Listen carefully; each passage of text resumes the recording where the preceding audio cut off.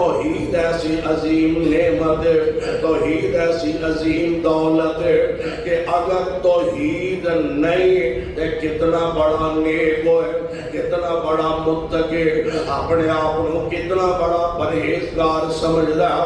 اگر عقیدے دے اندر توحید نہیں تے رب دے دربار چ کرائی دے دانے برابر بھی اودا مول نہیں پائے گا۔ اور اگر توحید ہے، ویسے تو انسان گناہگار، خطاکار، سیاہکار، غلطیاں ہو جاندیاں نے۔ اللہ ذوالجلال فرماندے نے عقیدہ صحیح لے کے آئے تے زمین و آسمان دا جنہ خلا ہے یہ سارا گناہاں نال بھی بھر کے لے آئے گا۔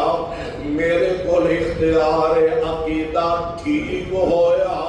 میں تیرے سارے گناہاں تے معافیاں دا قلم پھیر دیواں تے